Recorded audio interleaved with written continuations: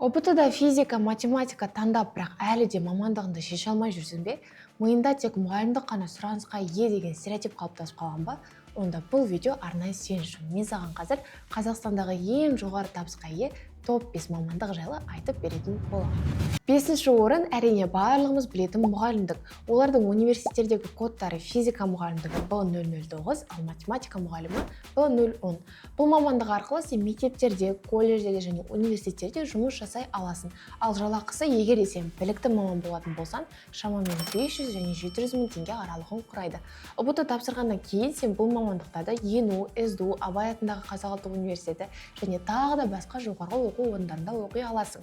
Грант үшін кемінде саған физика мамандығына 110 және одан жоғары балл, ал математика мұғалімдігі мамандығында кемінде 120 балдан асуың қажет. 4-ші орын бізде ғылыми физика, университеттегі коды B054. Бұл мамандық арқылы сен ғылыми зерттеу институттарында және халықаралық лабораторияларда жұмыс жасай аласың. Жалақысы шамамен 600 және 900 мың теңге аралығын құрайды.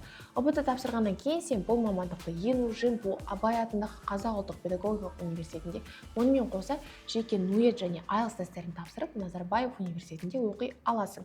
Грант үшін саған кемінде 100 балдан жоғары жинау қажет. Бұл салада жұмыс жасайтын физиктер энергетика, нанотехника және инженерлік жобаларда басқарады. Айтпақшы, төменде көрсетілген сілтемеге өту арқылы сен физика, математика, химия, математика, информатика және математика, география комбинациялары бойынша барлық университеттер, мамандықтар, шекті балдар, грант түрлері жинақталған тегін файлда ала аласың. Сондықтан тезірек описаниедағы сілтемеге өт.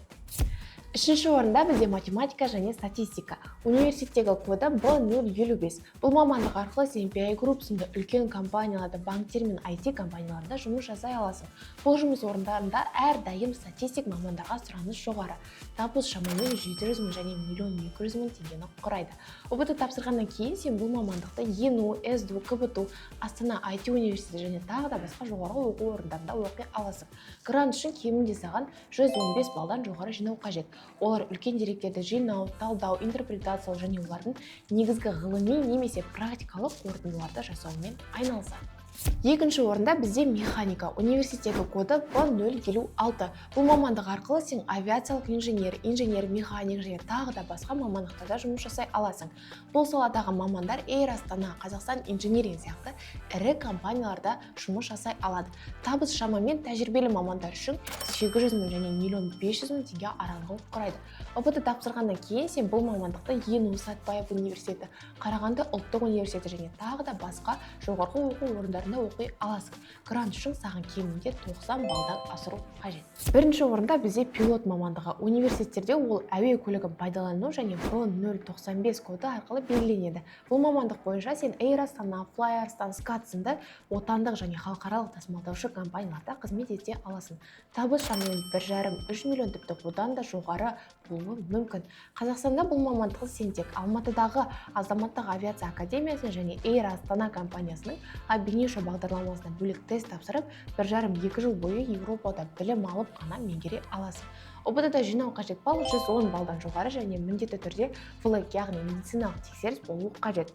Пилот мамандығы физмат бағытындағы ең қиын әрі ең жоғары төленетін мамандық.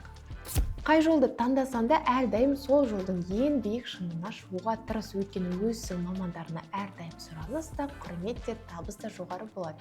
Видео пайдалы болса лайк басып каналға тіркеліп қой және комментарияға өзіңнің қай мамандыққа түскің келетінін жаза кет. Сәттілік, жас тілек.